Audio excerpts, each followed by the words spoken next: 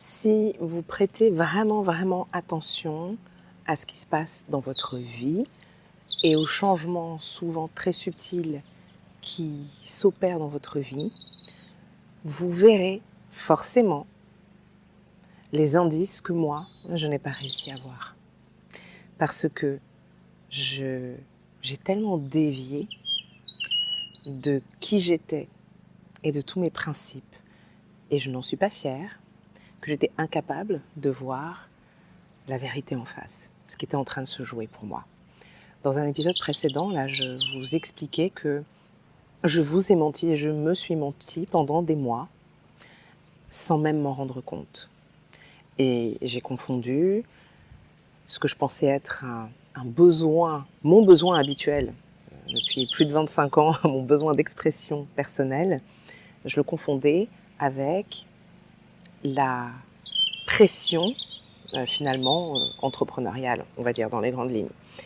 Et ce que je pensais être un besoin était en fait, ce que je pensais faire par besoin, je le faisais en fait par nécessité, voilà, entrepreneuriale, tout bêtement.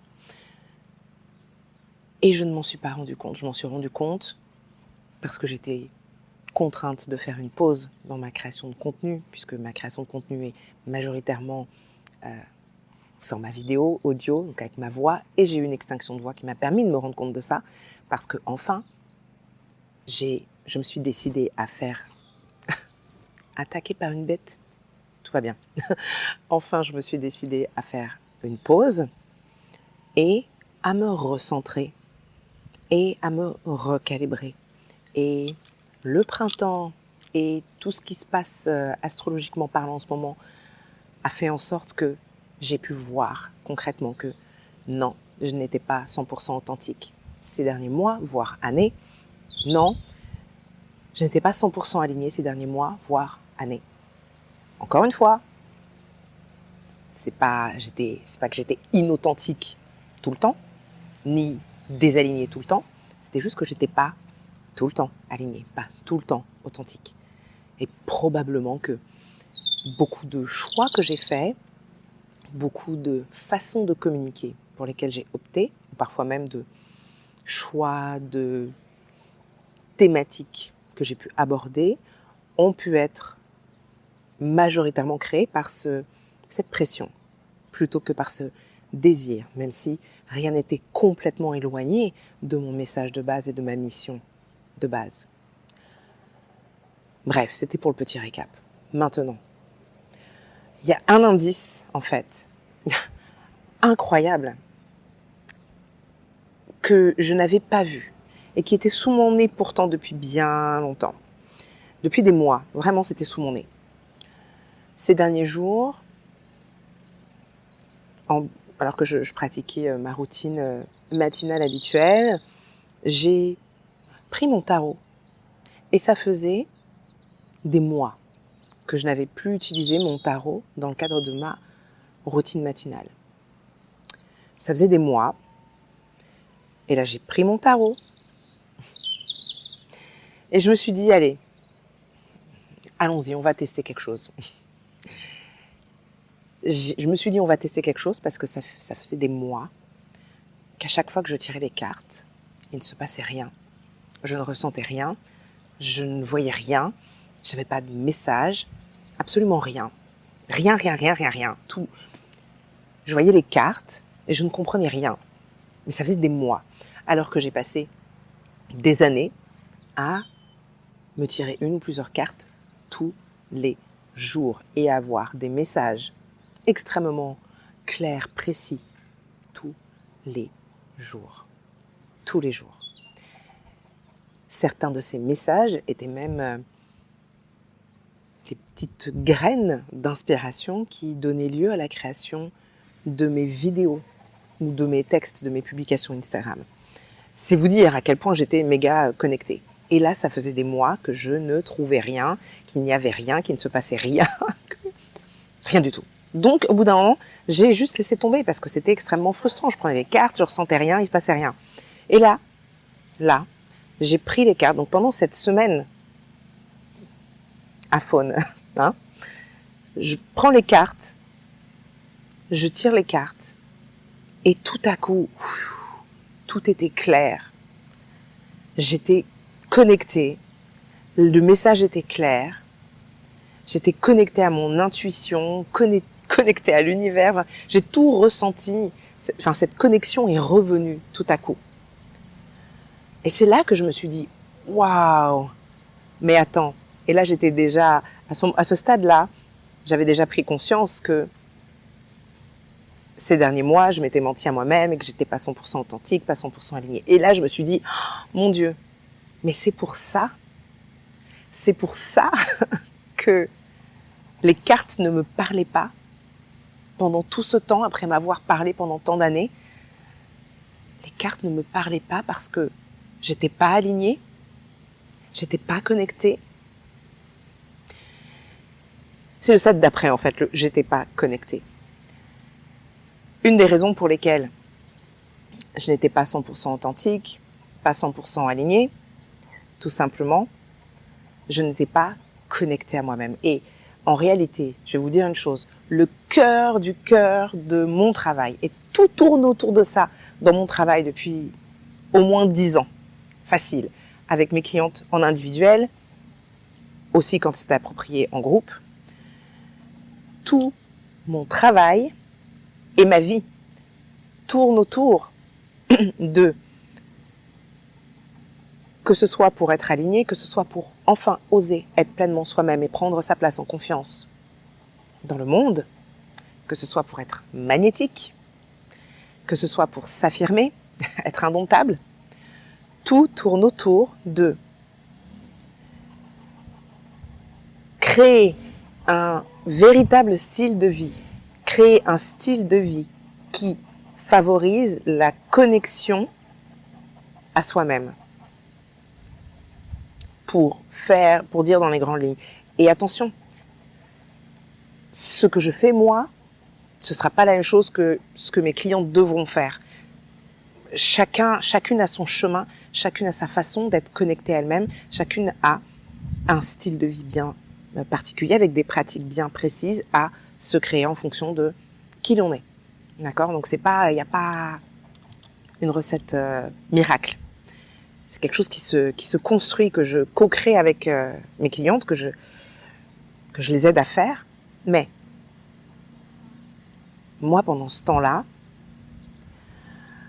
et parce que j'ai été perturbée en fait dans mon organisation, dans ma routine matinale, entre autres, après la naissance de ma fille, comme mon rythme a changé, pour rappel pour les personnes qui étaient là avant, mais pour celles aussi qui n'étaient pas là avant d'avoir ma fille, ma routine matinale, en gros, mes journées étaient organisées de telle sorte que le matin, je ne prenais jamais de rendez-vous le matin, mes rendez-vous, je les avais exclusivement l'après-midi. Le matin, je commençais ma journée par une méditation, je faisais du journaling, je tirais les cartes, ce genre de choses. Je faisais une séance de sport et puis je me mettais à travailler. D'autres fois, c'était le sport, je le faisais plus tard parce que je me mettais à travailler après ma séance de journaling parce que j'avais de l'inspiration, etc. Mais quand j'ai eu ma fille, évidemment avec un bébé collé à moi, que j'ai gardé pendant pratiquement 2 ans à la maison, 7 jours sur 7, 24 heures sur 24, avec moi. Forcément, celles qui ont déjà eu un enfant ou qui savent un peu comment ça marche, vous le savez aussi bien que moi, le rythme d'un bébé, c'est quand même pas la même chose. Donc, on s'adapte. On s'adapte au rythme de l'enfant. Enfin, chacune fait son choix. Je dis on, c'est moi. Je me suis adaptée au rythme de mon bébé. Et voilà, après, elle a commencé la crèche. Après, elle a commencé l'école. Et pendant que j'étais en train d'essayer de retrouver mon rythme, qui est pas forcément facile quand on a l'habitude de méditer dès le matin, dès qu'on se réveille, et qu'on se réveille naturellement sans réveil, mais que maintenant, il faut mettre un réveil pour se réveiller, et que, fatigue parentale, on dort jusqu'au moment où le réveil sonne, et non, je vais pas rogner sur mon sommeil pour pouvoir aller faire une routine matinale à 5 heures du matin, c'est pas ma vibe, c'est pas ma came. Pour certaines ça l'est, tant mieux pour vous, big up à celles qui le font, c'est pas mon cas. Donc, ma routine matinale, je dois la faire à un autre moment. Et je me plains pas. Je suis à mon compte, je fais mes horaires. Mais ça a été quand même ces dernières années difficile pour moi d'arriver à m'y tenir parce que déjà je suis réveillée pas forcément dans les meilleures conditions. Enfin, ça va mieux maintenant. Mais en tout cas, voilà. Ces dernières années, c'était réveil en fanfare, etc. Bon, les choses à gérer, le matin, etc. Accompagner ma fille à l'école dans un monde idéal. Immédiatement ensuite, je ferai ma méditation. Dans un monde idéal, je ferai ma méditation avant de quitter ma chambre. Et c'est pas toujours possible. Ça l'est parfois, pas toujours.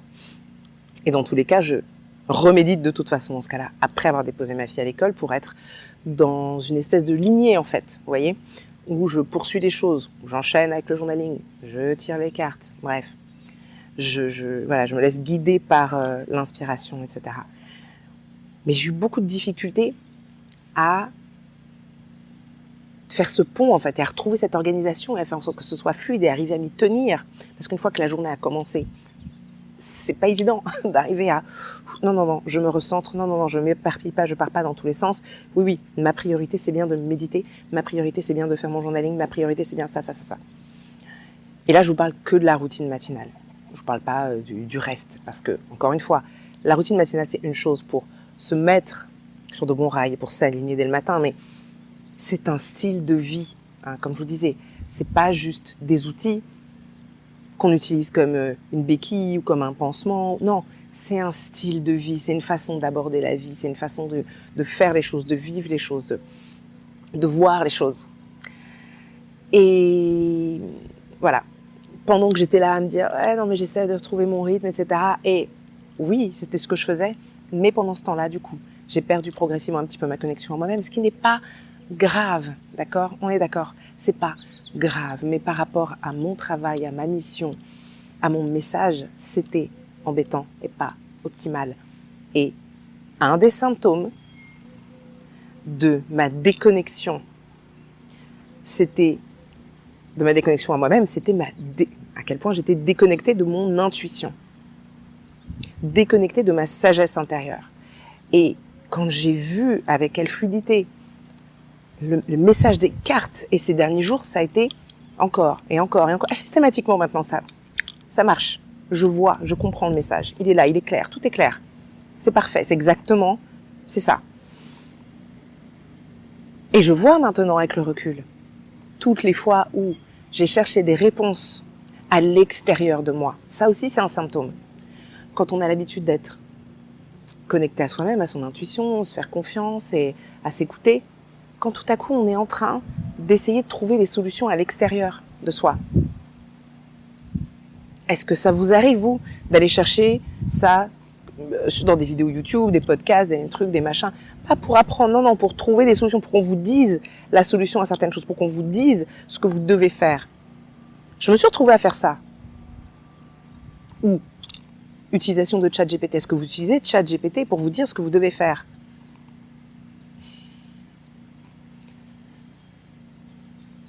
J'allais dire, j'ai rien contre l'intelligence artificielle. J'ai une relation particulière avec ça. Hein. Je l'avais déjà évoqué. Je suis pas vraiment pour. On n'a pas d'autre choix que de trouver un moyen de vivre avec notre temps, d'être au courant de ce qui se passe et de ce qui se fait, etc. On n'est pas obligé d'utiliser l'outil et certainement pas de le surutiliser pour un oui, pour un non. Et j'ai partagé dans une vidéo précédemment, justement, que l'utilisation de l'intelligence artificielle, non seulement ça nous atrophie le cerveau, non seulement c'est pas du tout éthique, non seulement ça détruit la planète, hein, écologiquement parlant, c'est pas GG non plus, mais laissez-moi vous dire que si vous utilisez ChatGPT ou autre pour vous dire quelles doivent être vos prochaines actions, en fait vous vous déconnectez de vous-même. Vous créez une stratégie de communication, par exemple, une stratégie de je ne sais quoi avec ChatGPT. Vous vous déconnectez de vous-même. Vous demandez à ChatGPT ce que vous devriez faire. Vous vous déconnectez de vous-même. Vous vous déconnectez de votre intuition. Vous ne vous rendez pas service. Et c'est comme un muscle, en fait. Moins vous l'utilisez, plus il s'atrophie, et moins il vous servira, et moins il vous sera utile, et moins il fonctionnera. Petit changement de décor nécessaire en raison du bruit. Le message, je pense, que j'avais à vous transmettre aujourd'hui, c'est de bien prêter attention à, d'une part, qu'est-ce qui était fluide avant et qui n'est plus aujourd'hui pour vous. Il y a peut-être là un indice et peut-être un symptôme de votre désalignement que vous ne repérez pas. Et est-ce que vous n'avez pas un peu trop tendance à chercher les réponses à l'extérieur de vous? Je suis pas en train de dire de ne pas chercher à être aidé ou accompagné. Je vous invite simplement à chercher en priorité les réponses à l'intérieur de vous. Et je vais vous dire une chose, même si vous êtes accompagné par quelqu'un, personne n'a de sagesse ultime. Personne d'autre que vous, concernant votre vie, concernant vos projets, concernant ce que vous souhaitez faire, comment vous souhaitez briller dans le monde. Donc, demandez-vous ensuite, est-ce que dans ma vie là aujourd'hui, les choses sont faites de sorte que je puisse être connectée à moi-même? Est-ce que j'ai un style de vie qui me permet cette connexion à moi-même? Je serais curieuse de savoir votre réponse. Et d'ici là, je vous dis à très bientôt dans un prochain épisode.